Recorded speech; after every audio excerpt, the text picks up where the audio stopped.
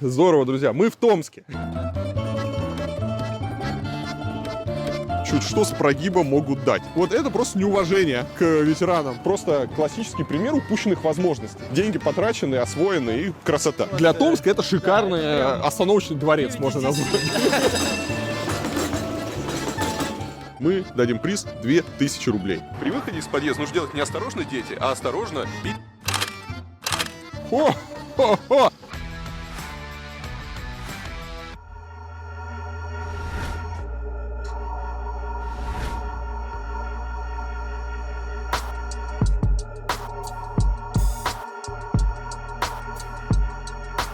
Здорово, друзья. Мы в Томске. Мы в Томске. И тут очень завораживающе мило. Но надо смотреть под ноги. Я не могу смотреть в камеру, потому что если здесь немножко отвлечься, можно что-нибудь себе сломать. А сейчас, как мы знаем, нужно очень ответственно подходить к системе здравоохранения, лишний раз не нагружать больницы и врачей, поэтому лучше ничего не ломать себе. Смотрите, как женщина идет в сапогах на каблуках по этим вот просто снежным холмам. Еле идет. Я думал, здесь-то в Томске я точно побегаю. Но вот, по-моему, в Томске я точно не побегаю. Совершенно запущенное состояние. Удивительно. Я ожидал от Томска лучшего. Про него много. Не, ну здесь красиво. Смотри, видишь, какие домики. Ну, правда, вот некоторые они сжигают, некоторые разваливаются сами собой. Но вообще Томск славится своей деревянной архитектурой. Здесь прямо целые улицы, районы, при этом такие дома они хорошие. В Томске действует очень классная программа «Дом за рубль». Можно взять здание, символическую плату и восстановить его. Если ты восстанавливаешь здание, тебе его отдают на 49 лет пользования. Вот. Очень крутая программа, которая позволяет восстанавливать памятники архитектуры, исторические здания, до которых никому нет дела. При этом, в отличие от других городов, в Томске отдают не памятники архитектуры, а отдают обычную передовую застройку. Вот, собственно, сейчас за моей спиной находится один из домов, который был в Томске по этой программе сделан. Их здесь немного, всего 4. И видно, как классно получилось. Новенькое, нарядное здание.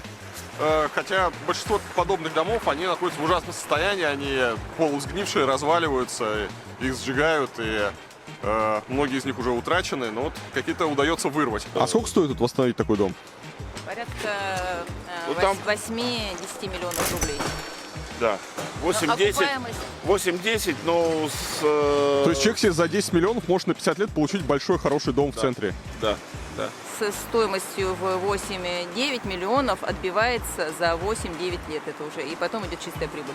К сожалению, их не так много, потому что у этой программы жесткие требования, то есть вы не можете просто как угодно объект восстановить, вам нужно этот проект согласовывать с различными там организациями, и это все должно быть такая хорошая реставрация. Вот этот старый дом, его нужно не только восстановить, а его еще нужно потом содержать и эксплуатировать. Очень много здесь деревянных домов красивых. Вот фонд внимания. Хочешь попробовать взять один дом, восстановить его, показать, как все это дело делается. Будем освещать все этапы проекта. Ну и, конечно, на восстановление, чтобы хорошо все сделать, нужны деньги. Поэтому сейчас будем проводить кампанию, собирать деньги на восстановление дома. Я надеюсь, получится сделать все классно и спасем один из домов в Томске деревянных. Это классно, но про них все рассказывают, как бы, и ты думаешь, что Томск это классное какое-то место, типа как приезжаешь, будет такой, как финский какой-нибудь городок. А хрен там был. Военная прокуратура. Внезапно. Да. Внезапно. Добрый вечер. Военная прокуратура. Забавно, мы здесь нашли такое странное здание. Ну, видно, оно полностью современное, но, видимо, раньше здесь был какой-то либо памятник архитектуры, либо что-то такое, и вот они решили его как-то осовременить. Ну, получилось, конечно, полнейшее говнище. Вообще в мире очень мало примеров какой-то реконструкции исторического здания с современными элементами, чтобы это смотрелось как-то достойно. Вот я привожу такую аналогию, когда охотник убивает животное, он себе на стену вешает голову этого животного, как трофей такой. Вот здесь примерно то же самое. Уничтожили здание и вывесили трофей. Типа мы, как такой, с гордостью, мы убили какое-то историческое здание, которое здесь было.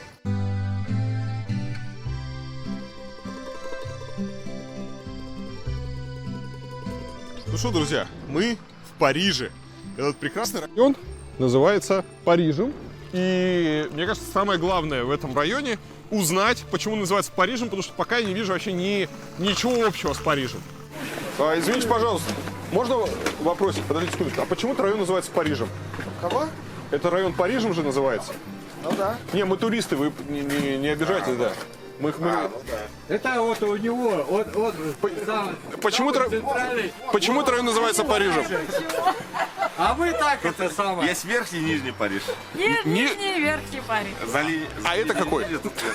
А почему Париж? Вы понимаете, что здесь общего с Парижем вообще ничего нет? Нету, конечно. А почему Париж? Ну, наверное, потому что Париж. Потому что по-русски, если это будет называться Россия, то это не будет называться Парижем. Ну, то есть вы парижане. Ну, естественно. Вот парижан. А мы приезжие. Я только... А вы тоже туристы, вы в Париж Не, приехали. Я только приехал сюда. Я тут живу 4 года. За Комсомольским Лондон. Париж. Рим, это в районе Жижирки. Слушай, ну вы красиво живете здесь, я скажу. Китайская стена, там, ну, было это сам. Понятно. Ладно, У спасибо. вас все нормально. А Эйфелева башня есть тут? Эйфелева башня? Да, легко. Найдем сейчас. Вон там. Елисейские поля. Ой, интересно, их так называют местные здесь? Я не знаю, почему. Может, это опора ЛЭП похожа на Вот я Эйфелеву тоже башню? подумал об этом, вон там. У нас люди смотрят подозрительно, потому что они не понимают, почему мы улыбаемся. Тут не время улыбаться, когда ты в этом районе находишься, потому что здесь нет тротуара. Так, друзья, мы в Париже. Значит, смотрите, мы сейчас идем по знаменитым парижским кварталам. Это прямо центр Парижа, пересечение Льва Толстого и Лебедева. И что у нас здесь есть? У нас есть реклама наркотиков.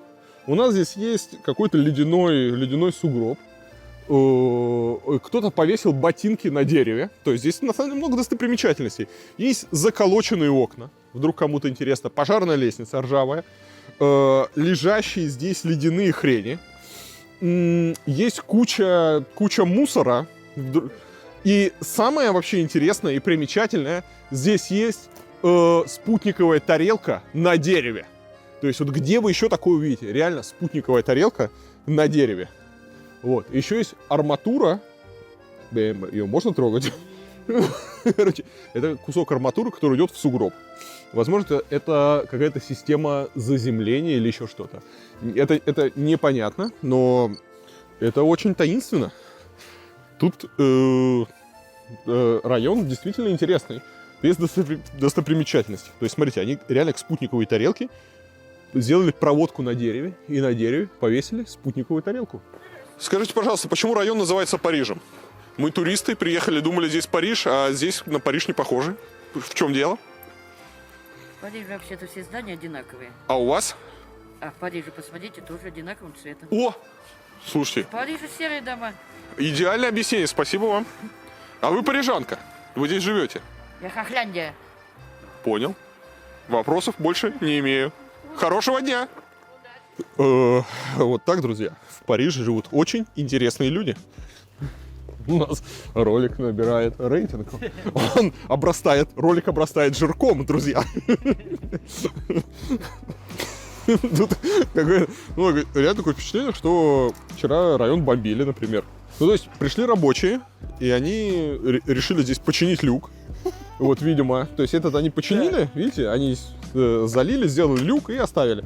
А весь мусор они просто, кинули. Зачем вывозить? Да? Есть какая-то арматура, куски бетона, вот прочая всякая хрень тут валяется. Ну, пусть будет, да. В новом люке тоже как-то не очень-то Не, естественно, но в новом люке это, поскольку нужно эту бетонную плиту поднимать краном, здесь есть такие вот зацепы для, чтобы можно было краном поднять это и все смонтировать. Ну, конечно, никого это не беспокоит. Да, это вот хороший пример, как у нас относятся вот к городской среде. Это прямо вот около жилого дома, около подъезда, то есть сюда выходят дети, люди, вот, и всем посрать.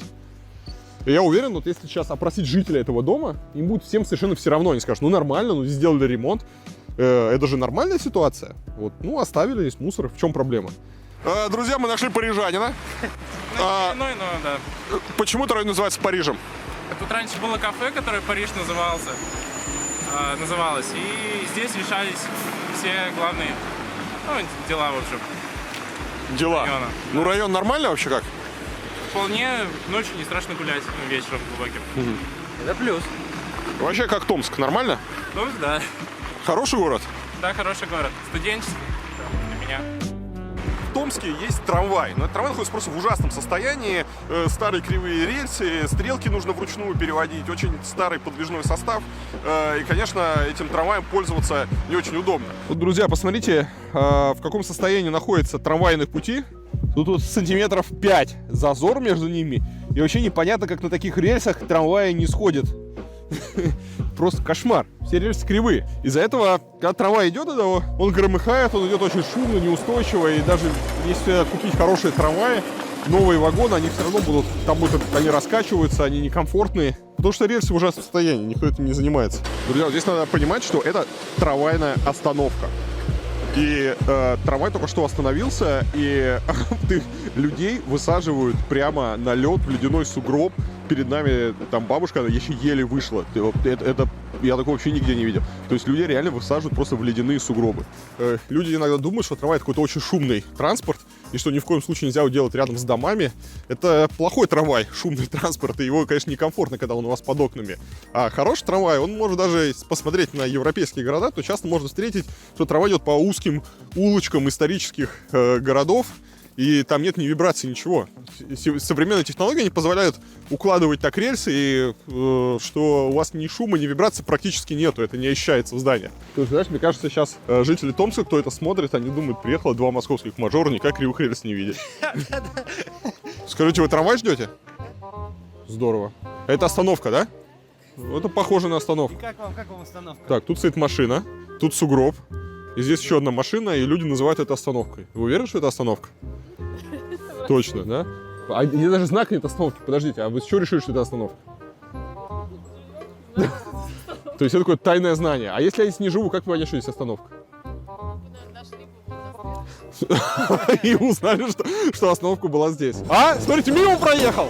А, вы зря стояли! Я же говорил, здесь нет остановки! Даже трамвай не в курсе, что есть остановка, вообще жесть. Московский трамвай Нет, приехал. подожди, тут нет реально ни одного знака. То есть даже водитель трамвая не в курсе, где есть остановка. Тут просто дорога и всратая обочина. И люди стоят, и трамвай где-то останавливается, они к нему бегут. Не, ну это московский трамвай, он откуда ему знает, где-то остановка, как мы. Слушай, вообще жесть. То есть на той стороне есть какое-то подобие остановки, лавочка там и навес. Подобие, там нормально вообще. Ну, не нормально, там... Да, нет, слушай, там нету ни расписания, ни знака, понятно, ничего. Ну, насколько это возможно в Томске, Да, это то есть как бы вот, для Томска это шикарный это прям остановочный дворец, 9 можно из 10, назвать. да. Очень обидно с трамваем, потому что все главное сделано, вот отличная улица, трамвайная. То есть здесь есть землеотвод, не надо отбирать ничего автомобилистов, не надо там ничего сносить, чтобы сделать трамвай. Это все готово. Трамвай совершенно деградировал, на нем никто не ездит.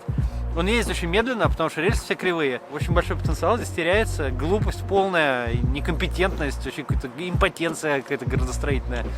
Ну просто вот власть не может справиться с простейшей задачей сделать прямые рельсы для трамвая. Многие люди, когда не видят, что трамвайная система находится в таком состоянии, что трамвай действительно какая-то старая громыхающая коробка, на которой, конечно же, никто не ездит, потому что на таком трамвае можно ездить только от безысходности. И они начинают рассуждать, что трамвай пора выпилить, потому что у них вот трамвай ассоциируется вот с этой вот готовой системой. Это все равно, что если у вас в городе плохие дороги, все дороги в ямах, начали бы рассуждать, ну вот все, на машинах ездить нельзя, давайте дороги вообще уберем, автомобили в городе запретим, ну потому что зачем ездить по плохим дорогам? Только когда у вас в городе плохие дороги, все требуют нормальных дорог, все требуют, чтобы власти начали ремонтировать, заделывать ямы, содержать дороги в нормальном состоянии. А когда у вас плохие рельсы, плохая там контактная сеть и плохой подвижной состав, все требуют уничтожить эффективную, экологичную транспортную систему, вместо того, чтобы вкладывать в нее деньги и ее как-то развивать. Не ведитесь на эти уловки. Трамвай — это круто, не круто, что он находится у вас в таком состоянии. Конечно, это просто недопустимо. Остановки нету, никто не чистит, не убирает ничего. Мы написали книгу «100 советов мэру», где в том числе есть очень большая часть про транспорт, про то, как транспорт делать правильно, эффективно, почему важно сохранять трамвайные системы, троллейбусные. И у нас скоро будет тур по всем городам, мы будем презентовать эту книгу, поэтому проходите на сайт, в описании к ролику есть ссылочка, там сайт, записывайтесь, выбирайте свой город, записывайтесь, и когда у нас будет точно известна дата, мы с вами свяжемся и скажем, где у нас будет встреча, можно будет прийти на встречу, пообщаться с нами, послушать презентацию книги, а также у нас по каждому городу сейчас есть чаты, мы сделали по всем крупным городам чаты в Телеграме, туда можно тоже вступить и общаться, обсуждать проблемы города, мы там тоже в некоторых чатах сидим, отвечаем, общаемся с вами, так что проходите по ссылочке и записывайтесь на встречу и вступайте в чаты.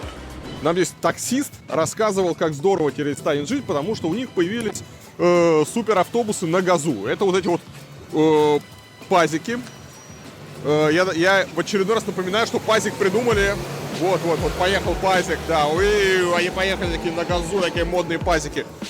Пазики появились для того, чтобы перевозить картошку и гробы в деревнях. Он специально, у него высокий клиренс, у него хорошие колеса, такая проходимость, он может по полю ехать. В городе их быть не должно. Если кто-то считает, что это нормальный транспорт для города, я предлагаю взять детскую коляску, попробовать в этот пазик войти. На этом вопросы должны закончиться.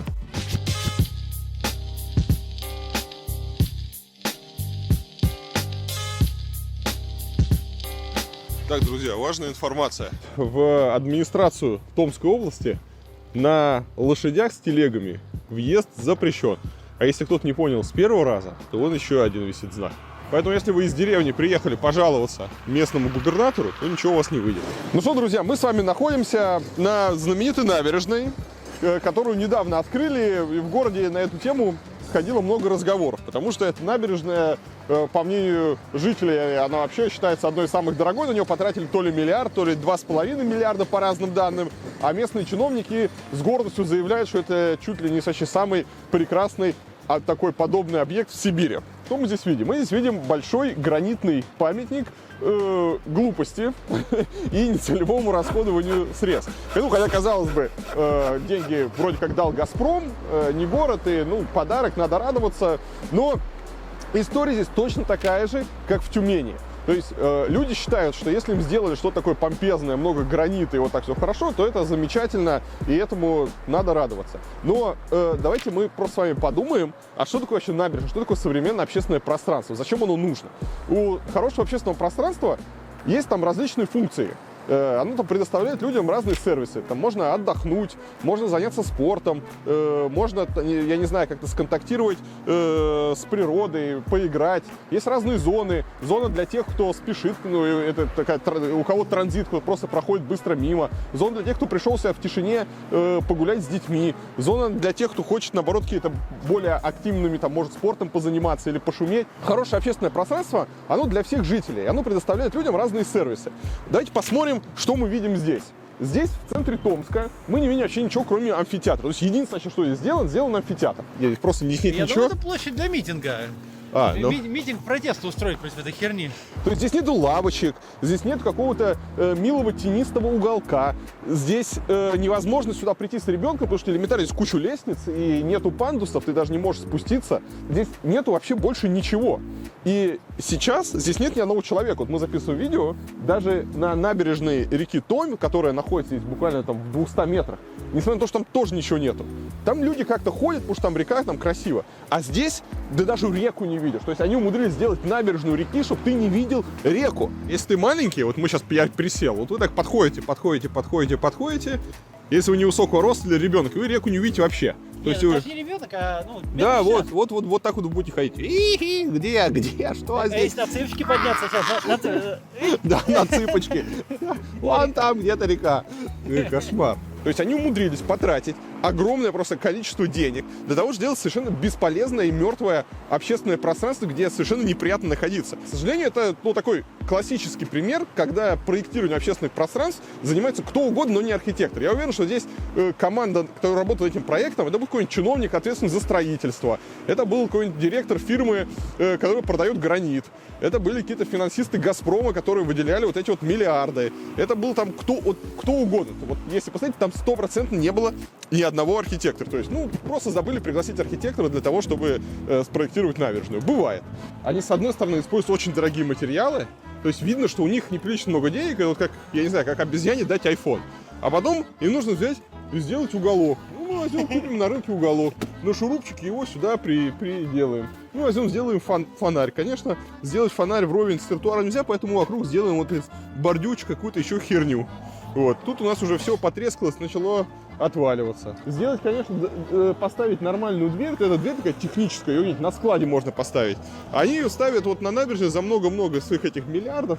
Ну, конечно, ничего оригинальнее, лучше вот этой вот двери сюда поставить было невозможно. Причем, смотри, она стоит, вот отойди чуть назад, она стоит прямо на входе. То есть вот Да. человек входит с улицы, с парадного входа, с Да, моста да. этого, Вот мы на переходим, эту поэтому... набережную, и первое, что видит, это эту дверь. И это туалет. Работает, как думаешь? Да, Нет, закрыт. туалет не работает, конечно.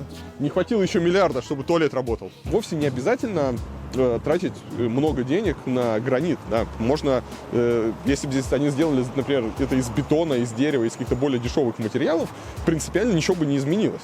То есть можно было сделать просто пространство гораздо интереснее, использовав недорогие материалы, сэкономить кучу денег, но сделать действительно классное место, где можно будет чем-то заняться, куда будут приходить люди, и оно будет действительно любимо жителями. Забавно, кстати, что когда эту набережную принимали, тут какой-то ответственный чиновник рассказывал, насколько сложно здесь у них инженерное решение, и насколько у них вот все качественно сделано, и потрясающее решение с газоном, потому что вот газон нужно было им сделать так, чтобы он никуда не сполз. И вот я вижу, что газон не послушал мэра, не понял, что это очень сложное инженерное решение, и решил сползти. Вот зимой мы приехали, и видно, что его даже не чистят, не убирают, он никак не эксплуатируется. То есть повсюду снег, вот здесь просто совершенно обледенелый вот этот вот пятачок, который здесь непонятно зачем нужен. То есть его даже не убирают, потому что оно никому не нужно больше. Жителям Томска, которые сейчас будут рассуждать на тему, что, ну, хотя бы это сделали, могли бы вообще ничего не сделать, ну, так люди любят, да, это все равно хоть что-то, раньше было хуже. Нужно понимать, что это вот просто классический пример упущенных возможностей. На эти деньги можно было сделать 5 набережных, просто не из гранита, а из других материалов, но гораздо лучше. Вот. А из-за того, что никто не возмущается вот таким вот позорищем, вот такое происходит, и все рады. Небольшое обращение к «Газпрому». Наверняка кто-то из огромной компании «Газпром» сейчас смотрит меня. Ребят, просто интересно, вы найдите в своей внутренней почте, отправьте рассылку, пошлите вот на эту набережную ссылочку. Интересно, кто это делал. Кто это делал, как руководствовался, значит, довольны они работой. Я не знаю, может быть, просто «Газпром» заставили, и они так просто перевели миллиард в Томск, чтобы от них там отвязались, и все. То есть, что это такое? Это как это получилось? Как вы могли вообще такое профинансировать? Сюда пригласить хороших архитекторов, ну, надо было там выделить меньше процента вообще от всего этого проекта. Пригласить очень хороших архитекторов с мирового уровня, иностранных, с огромным опытом, которые сделали крутое общественное пространство, которое прославило бы Томск на всю Россию и за ее пределы. Было бы чем гордиться. Вот. А так получили ерунду за огромные деньги. Деньги потрачены, освоены, и красота.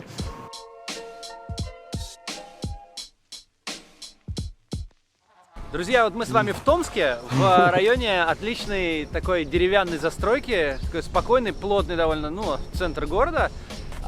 И здесь мы увидели один из самых безумных, это точно претендент на самый глупый проект реконструкции города, который мы видели в России.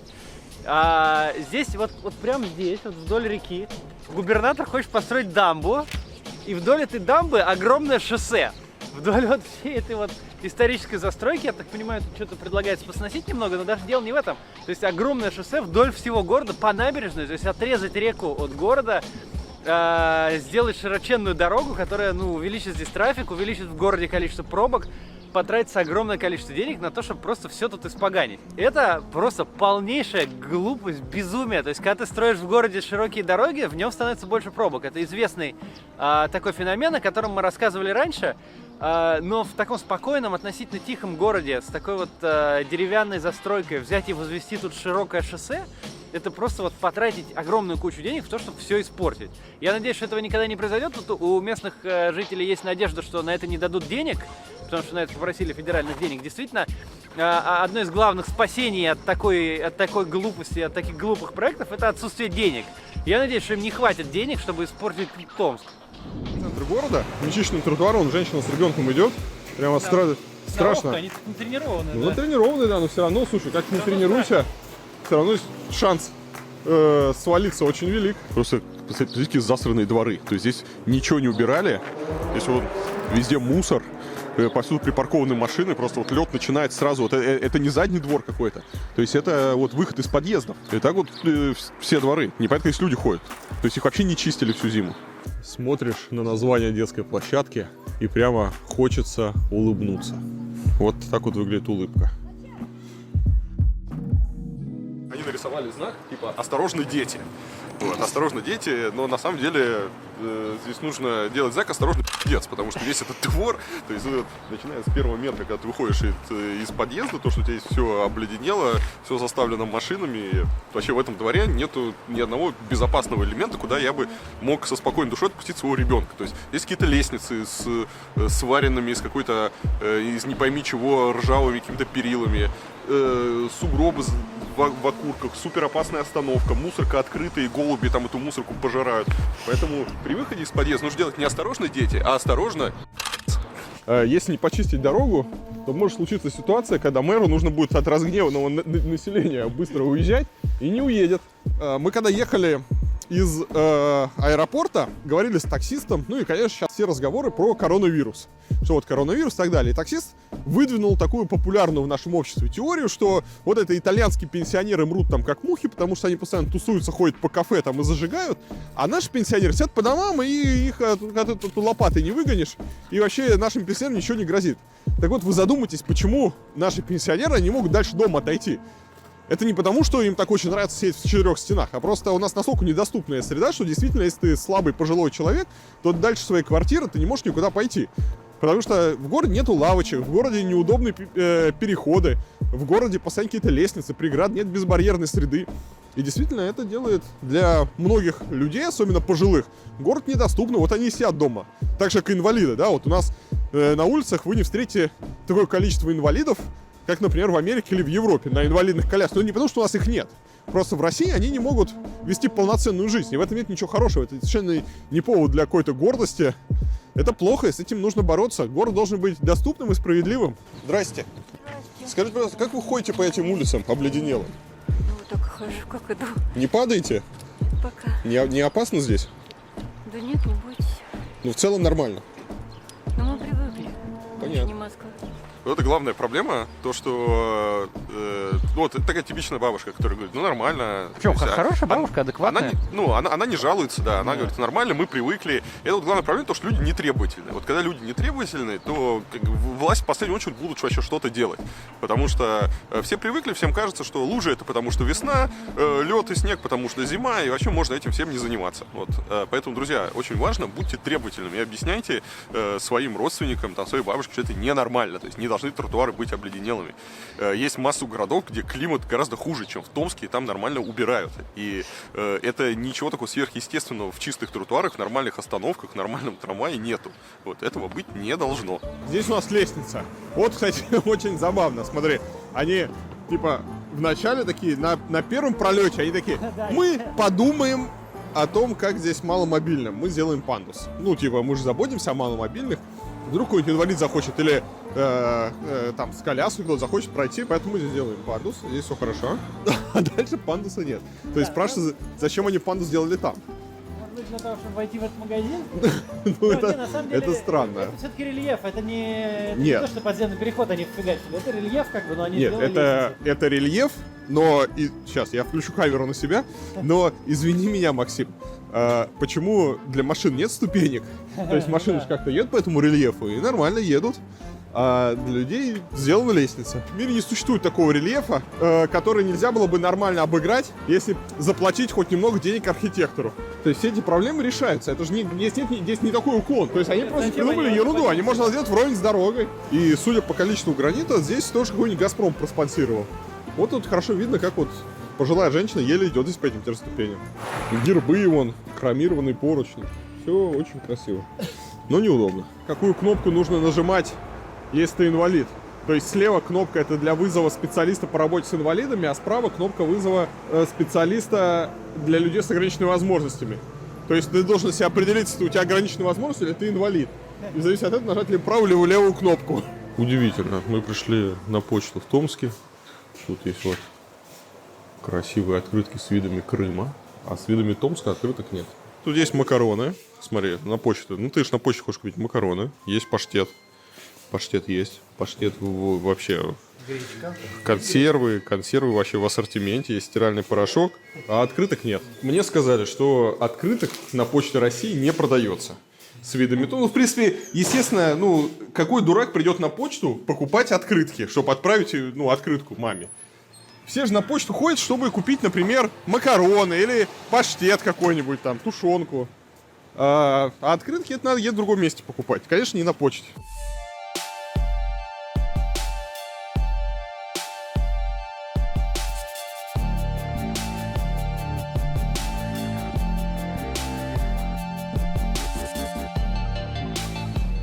Здесь зачем-то поставили заборы. Основная проблема, то, что здесь стоит забор, это признак того, что в городе что-то не так. Забор — это такой первый признак неправильного там дорожного планирования. То есть, например, если городские власти боятся, что здесь, в центре города, люди могут вываливаться на дорогу, попадать под машины, значит, нужно как-то снижать скорость, успокаивать трафик, чтобы такой опасности не было. Понятно, что забор не защищает никаких пешеходов на тротуаре. То есть некоторые думают, что для того, чтобы в случае там ДТП пешеходы были защищены, он, конечно, ничего не защищает. Но сами водители, видя забор, посмотрите, дорогу вот, с точки зрения водителя, они начинают менее аккуратно вести машину, потому что им кажется, что нет какой-то вот автобана, да, вот он со всех сторон защищен, нет тротуаров, нет пешеходов, он едет неаккуратно. И если вы посмотрите на центры других городов, на главную улицу, мы даже в России, там, посмотрите, на Тверскую, на Невский проспект, то, конечно, там нигде заборов нету и нет никакой проблемы. Ну и плюс она мешает уборке нормальной. Здесь вот пыль, грязь под этим забором, сам забор грязный. Многие нас спрашивали, что мы думаем про эти фонари. Вот. Что можно думать про эти фонари? Сами по себе фонари, они, допустим, там приемлемы. То есть это не самое страшное решение, которое может быть. И непонятно, зачем они поставили их в 2 раза чаще, чем их можно было ставить. Обратите внимание, друзья, что здесь вот проспект Ленина без заборов. И ничего страшного не происходит. Он здесь гораздо приятнее, здесь нет этих заборов. Здесь нету вот этого леса из столбов, из фонарей. Но вообще очень прикольная улица. То есть такая вот застройка 19 века. Целостные, такие, ну, красивые здания. И вот по этой улице прям даже приятно пройти. Нас пугали, что здесь какой-то кошмар с рекламой, еще с чем-то, но на самом деле здесь не так все плохо. Конечно, нужно здесь ввести такой более строгий дизайн-код, чтобы не было вот этих вот таких вывесок. Здесь трафик бы хорошо успокоить. Можно сделать островки безопасности. И вообще на таких улицах можно еще, например, сделать брусчатку. Да, эта улица может ожить. Причем это не сложно. То есть здесь нету каких-то вот у нее, это не Мурино совсем, вовсе не Мурино. То есть это не, здесь нет каких-то непоправимых сейчас вот проблем. Ну и, конечно, никуда не годится то, что они в исторические здания, вот видите, здесь памятники архитектуры, они везде вставляют пластиковый. Вот Сбербанк. То есть, казалось бы, Сбербанк, вот смотрите, у нас объект культурного наследия регионального значения. 1896 год. Так вот, старое здание в стиле модерн, построено было, судя по всему, в начале века. И что удивительно, тут, смотрите, сохранилась оригинальная дверь. Вот довольно редко для наших дней ситуация, потому что и двери, и вот эти вот окна, посмотрите, видите, вот эти вот боковые окна, раньше, нормальные архитекторы, и в принципе и сегодня, и раньше всегда так было, что окна и двери — это тоже часть архитектуры здания, всегда их делал архитектор. Кроме того, дверь — это очень важный элемент здания, потому что это один из немногих элементов, с кем мы контактируем каждый день. То есть мы каждый день берем за ручку этой двери, мы дверь открываем, мы ее видим вблизи, в отличие от других элементов здания, мы с ней постоянно контактируем. Именно поэтому дверям и окнам всегда уделялось большое внимание. К сожалению, сегодня считается, что дверь и окно — это какая-то ерунда, которую можно спокойно заменить на какую-нибудь пластиковую болванку, говно совершенно бездушное. И вроде какая разница. А разница очень большая. Вот обратите внимание на вот эту вот дверь или на вот это вот окно. Смотрите, вот это вот потрясающее окно, которое здесь было со времен строительства этого здания. А здесь они вставили пластиковые окна. Так вот закончилась славная история некоторых элементов этого здания. Так делать нельзя, нужно очень внимательно относиться и к окнам, и к дверям. Вот мы показывали, как, например, в Финляндии это выглядит. То есть в Финляндии обязательно все двери, ручки, все элементы здания, они подлинные. Во многих странах есть прямо закон, что если вы собственник, например, квартиры, и вы хотите поменять окно, то вы не можете вставить пластиковое окно. Вы должны, то есть если по какой-то причине у вас оригинальное окно утрачено, то нужно сделать точно такое же. То есть заказать деревянное специально в мастерской, чтобы вам сделали по старым чертежам и эскизам такое же окно, какое оно было раньше. То же самое с ручками, там, со всей фурнитурой и так далее. Потому что, еще раз, окно и дверь — это важная часть архитектуры здания. Нельзя так просто это все менять.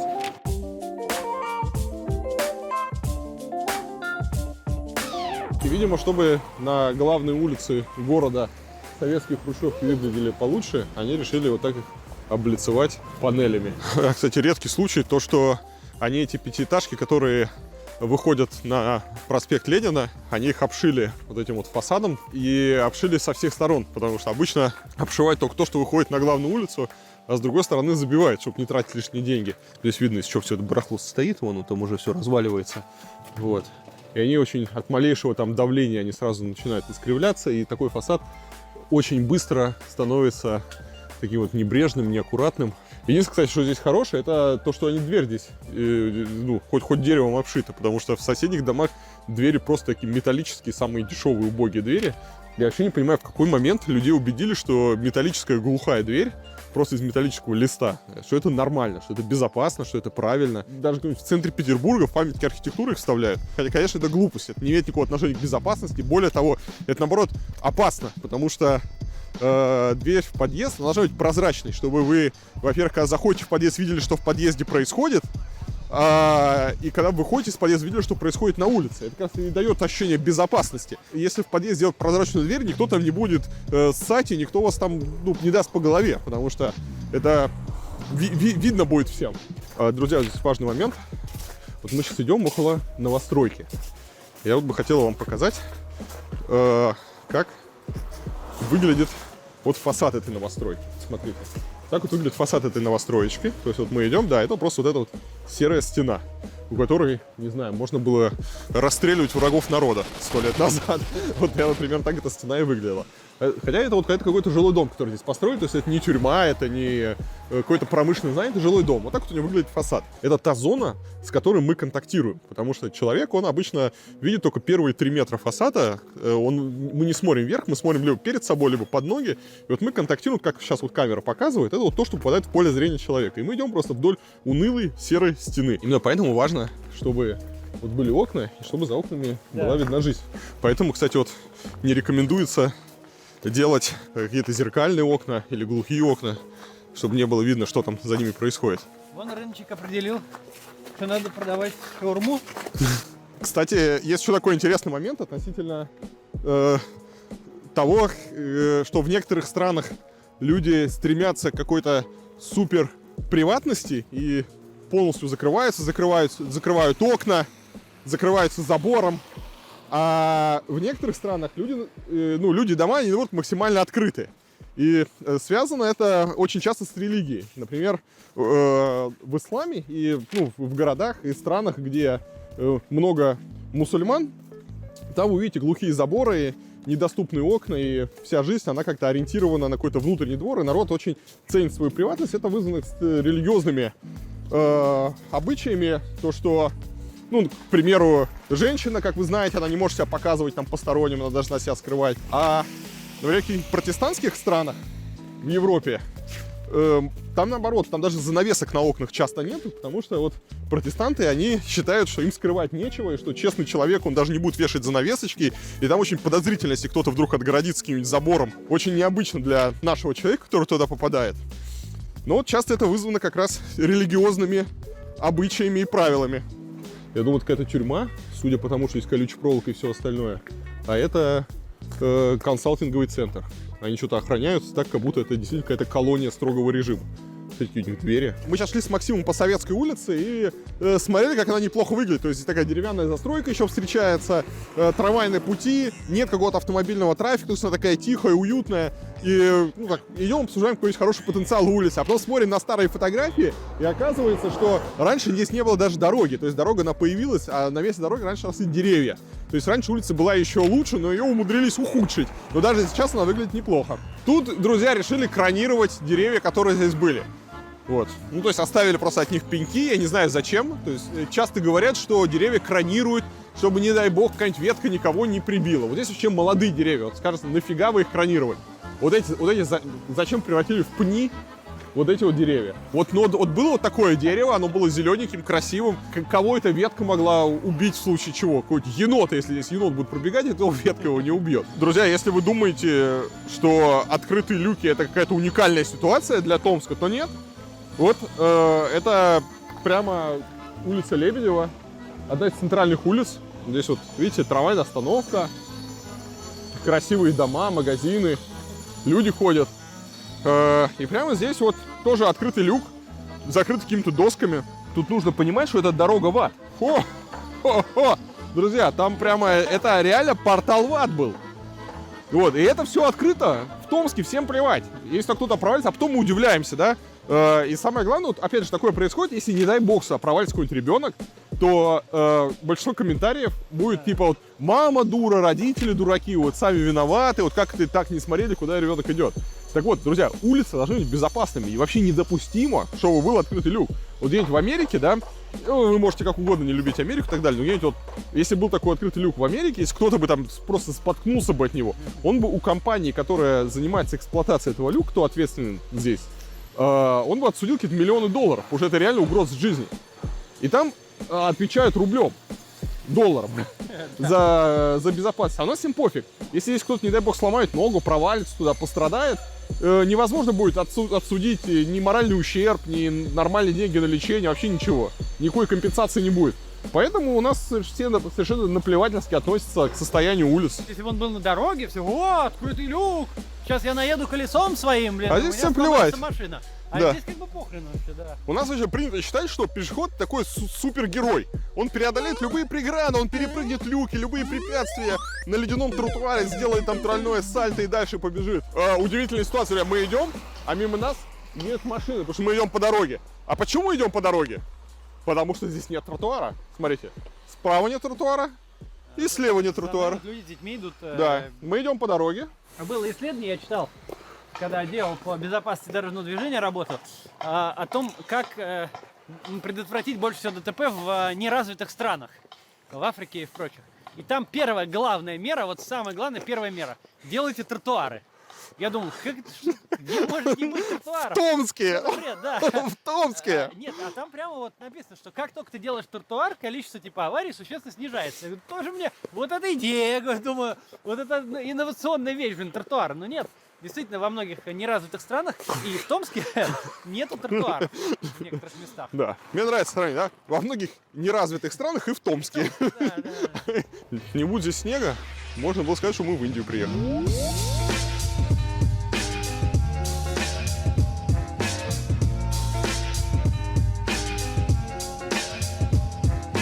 Мы сейчас приехали в район, называется Южные ворота. Это такая окраина Томска.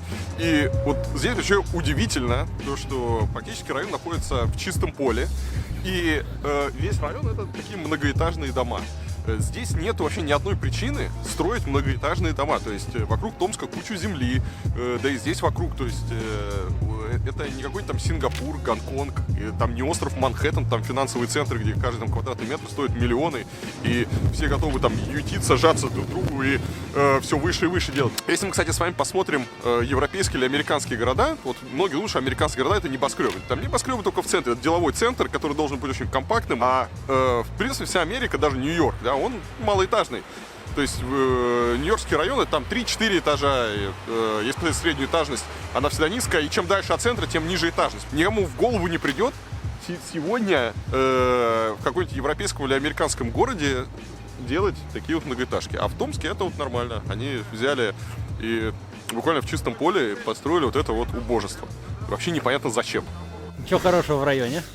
Мне нравится структура, что именно детские сады, школы, что все поблизости рядом.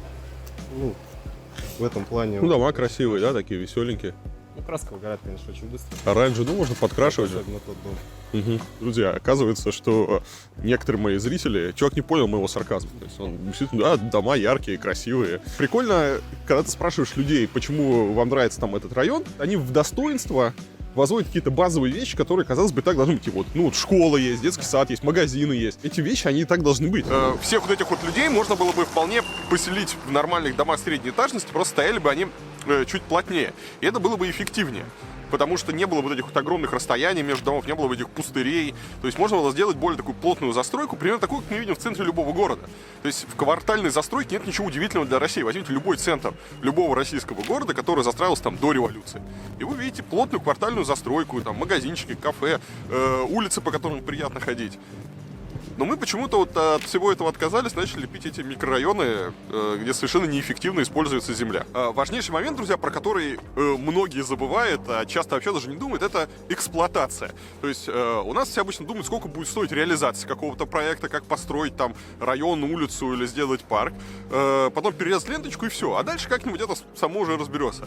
И у нас никто не думает про эксплуатацию, хотя эксплуатация гораздо важнее, чем первоначальное строительство. То есть можно сделать чуть дороже, но потом экономить на эксплуатации. А грамотное проектирование, оно позволяет как раз делать, в дальнейшем эксплуатировать объект, благоустройство, там, парк, двор гораздо эффективнее. А вот эту вот кучу всего, это говорит о том, что просто изначально не подумали. В итоге что? Эти заборы кто должен обслуживать? Их нужно как-то красить, за ними нужно ухаживать. Тут куча какого-то пространства, которое совершенно неэффективно используется. Вместо того, чтобы просто подумать и нормально сделать. Конкурс для жителей Томска. Давайте, вот прям творческий конкурс. Объясните, зачем нужен этот забор. Или вот этот забор. То есть, если этот забор у нас теоретически защищает газон, то почему он стоит посреди газона? То есть, почему, например, не здесь стоит? Почему этот газон стоит здесь? За самое оригинальное объяснение существования этого забора мы с Максимом Кацем переведем человеку, на телефон или как удобно, переведем 2000 рублей. Значит, что для этого нужно? В комментариях, друзья, пишем с тегом, обязательно тег, загадочный забор. Решеточка, загадочный забор. Значит, с этим тегом мы пишем, пишите ваше объяснение, зачем нужен этот забор. За самое интересное, смешное и оригинальное объяснение этого нелепого забора мы дадим приз 2000 рублей. Конкурс! Знаю ли денег, это много, я не знаю, но для чего это сделали? Кто-то задумал неделю, наверное, вот так сидел. Как та скульптура. Да, спасибо. Большинство глупостей в Томске можно объяснить, что денег много. Нет, на самом деле, друзья, большая проблема, что мы вот все привыкли сейчас у нас к городам. Города очень бедные, что у нас... Стоп! Забор кончился! Друзья, забор кончился. Так, мы ведем breaking news. Мы ведем наш репортаж из района Южные Ворота, город Томск. Здесь был забор, здесь была защита, здесь была надежность, здесь был порядок. И тут внезапно этот забор обрывается. Просто внезапно он оборвался, и все. И посмотрите, насколько плохо здесь и насколько хорошо вот тут. То есть тут прекрасно, тут прекрасный двор, тут красиво, тут безопасно, тут спокойно. И посмотрите, какой ужас творится, когда нет забора. Вот сразу здесь просто линия разграничения, начинается упадок, депрессия, кошмар и ужас. Посмотрите, как не повезло жителям вот этого подъезда, у них под окном нет забора. То же самое касается, там, например, архитектуры и дома. Грамотный архитектор, он, когда строит дома, он думает, как их расположить, изучает там розу ветров, продумывает, из каких материалов их строить. Да? Почему, например, в Скандинавии там часто дома строят из дерева? Потому что строить из локальных каких-то материалов это всегда дешевле. Часто дома будут более энергоэффективные, да? То есть можно потом в дальнейшем будет экономить на эксплуатации. Но, к сожалению, в России, когда речь заходит об архитектуре и городском пространстве, про эксплуатацию никто не думает. А зря. Опять же, можно экономить очень много денег. И последний пример, опять же, вот, ходя по этим микрорайонам, просто обратите, какое количество есть пустырей. При этом это требует эксплуатации. То есть кто-то косит траву, да, кто-то это убирает, кто-то за этим как-то ухаживает.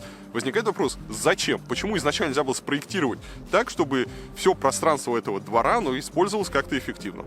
Да, конечно, удивительно, как за последние несколько десятилетий деградировала среда, и людей убедили, что это нормальное жилье.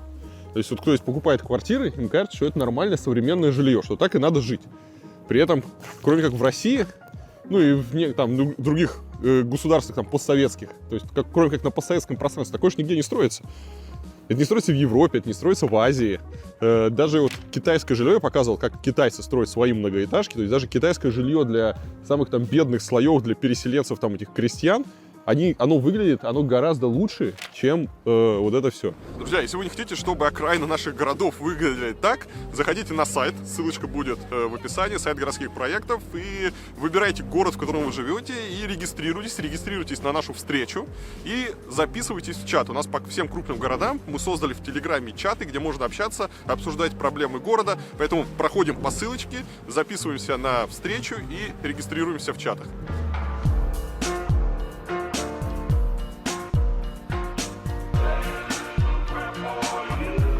Район Черемошники. Название странное. Все равно хочется назвать его Черемушки. Вот. А слово Черемошники, вообще созвучно чмошники, как-то некрасиво. Я бы переименовал его Черемушки. Этот район считается одним из самых плохих в Томске. Я уже раз чуть не упал. Троллейбусы уже один за другим ходят. Троллейбусы потрясающе. Черемошинский троллейбус. Прямо... Вот не делая они здесь кронирования, вот херней занимаются. Вот с этим кронированием хорошо посадили тополей. Уже пришли, что тополя это не круто.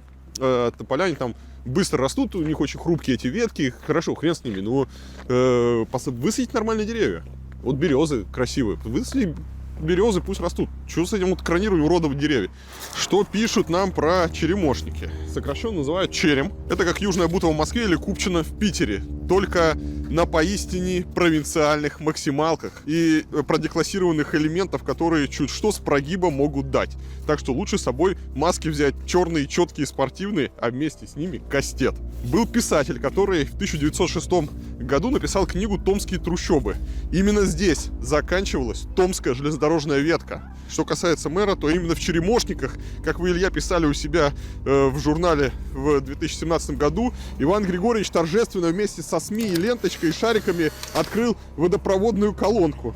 Улицы Строевая и Шпальная. Когда я там фотографировал пасторальные красоты на свой пентекс, ко мне подошел один солидного вида гражданин и сказал: тут делаешь, а ну-ка Ой. Здесь есть трамвайные пути. Внезапно. Да, здесь недавно появился трамвай. Говорят, что вот здесь очень много, это опасная часть, этого района. Здесь раньше было много наркоманов, здесь были цыгане, которые продавали наркотики. Соответственно, вокруг здесь ошивалось много наркоманов. Это был такой очень опасный район, я не знаю, сколько он опасный сейчас. Мне кажется, такой же уличной преступности сейчас редко где встретишь в России. Ну, точно не какая-нибудь Латинская Америка или какие-то там африканские страны. Стоит грузовичок смешной. Тем не менее, легенды про этот район ходят такие очень красочные. А сейчас здесь просто улочки, такими старыми покосившимися деревянными домиками, частный сектор, какие-то многоквартирные бараки, автомойки. Здесь, конечно, все довольно грустно. Действительно, выглядит так, что откуда-нибудь появится наркоман. Баннер вон 9 мая на крыше, вот, возможно, вам не видно, но там огромный рекламный баннер с Днем Победы. И кто-то, видимо, не очень богатый человек, он закрыл себе крышу вот этим баннером. Это, кстати, такая вот основная проблема со всем этим победобесием, что все себя так очень любят бить в грудь, рассказывать про то, что мы так помним, мы гордимся, мы так уважаем наших стариков, а старики потом этот баннер себе берут и крышу им заделают, чтобы она не текла. Вот гораздо лучше, если бы вместо всех этих вот танков, парадов, вот этого вот битья себе в грудь, чтобы, я не знаю, отреставрировали, отремонтировали пару улиц, сделали бы комфортный город. Хорошо бы, например, задуматься, как эти ветераны, кто еще остался, как они перемещаются по нашим городам. Вот это просто неуважение к ветеранам. Вот это неуважение к людям, когда у вас нету ни одного чистого тротуара. Мы час уже ходим, и еще нет ни одного нормального тротуара. То есть за час я ни на секунду не смог расслабиться. И вот мне кажется, гораздо важнее, чтобы какой-нибудь юбилей, я не знаю, сколько лет, может, 100 лет победы будет или еще что-то, чтобы вышел какой-нибудь мэр города и сказал: друзья, вместо салюта, вместо парада, вместо всего остального, мы взяли за эти деньги, просто убрали город. Мы взяли и сделали ровные тротуары, почистили. Мы взяли, сделали безбарьерную среду и купили низкопольный трамвай и сделали нормальную посадочную платформу. Чтобы вы, дорогие наши ветераны, их дети, внуки, чтобы вы больше не испытывали боли и унижения, гуляя по нашим городам. Мы сейчас находимся, друзья, в жилом районе. То есть это не... Ой, там человек идет с тележкой. Вот. И этот взрослый мужчина, видно, ему не так просто идти. Сейчас на проезжую часть видит, потому что по тротуару идти невозможно. Вот мы находимся с вами в жилом районе. Здесь в настоящий момент не идет никаких строительных работ. То есть здесь нету ограждений, ленточек, информационных щитов, здесь нет рабочих. Здесь сейчас не происходит ничего такого сверхъестественного. Но среда настолько ужасная, что вообще сложно себе представить, в какой стране это вообще может быть, в каком нормальном городе. Вот, например, просто открыт люк. Практика успокоения трафика. Здесь нет необходимости ставить заборы на дороге, потому что, во-первых, не очень понятно, где заканчивается тротуар и начинается дорога. Во-вторых, из-за того, что дороги здесь есть не везде, машины едут очень медленно, и даже если кто-то вдруг выбежит на эту дорогу, его вряд ли причинят какой-то ему серьезный вред здоровью. Это, конечно, все грустно. Дороги не должны быть такими, чтобы люди снижали скорость до 10 км в час, чтобы переезжать эти препятствия. Идеальные условия для соблюдения карантина. То есть здесь не нужны никакие законы. Здесь люди так из дома не выходят лишний раз, без крайней необходимости, потому что на улице жесть. У нас в книжке нашей 100 советов мэру даже нету совета чистить тротуар. Нам как не пришло в голову, что Не, ну то есть мы знаем, что такое бывает, но что вот может целый город просто обледенелый тротуар оставить и не чистить. В общем, Оказывается- придется для некоторых городов делать дополнительный выпуск, как бонус совет. Друзья, Да, чистите чистите тротуары. тротуары. Одна важная вещь, на которую надо обратить внимание. Всякие гаражи и все остальное. Есть такой хороший способ выяснить, что нужно людям. Вот когда мы говорим про благоустройство, как понять вообще, что хотят люди и какое должно быть хорошее благоустройство двора. Вот несмотря на то, что здесь дома здесь совершенно простые, здесь живут небогатые люди, видно, что благоустройство в эти дворы, наверное, последние 100 лет вообще не приходило, но тем не менее люди сами себе, они сделали очень приятное место. Смотрите, вот прямо с двух сторон. Вот такой не встретишь вообще ни в одних новостройках. Смотрите, здесь сделана беседка. Ну, какая-никакая, вот из чего смогли, с того сколотили. Здесь мангал стоит. Там какие-то лавочки, здесь у них пруд, да, и получилось такое, ну, классное, уютное место. И соседний дом, то есть вот здесь вот соседний дом, он за забором, они все отгородили территорию, но это не важно, да, у них мангал под навесом, у них стоит стол, у них стоит лавочка, и они себе тоже под деревом оборудовали такой классный уголок, то есть вот здесь прям вот рядом стоит 2 мангала. И вот в Финляндии это там обычное дело, ну, в Финляндии, конечно, там другого уровня все сделано, но для России это просто такая уникальная ситуация.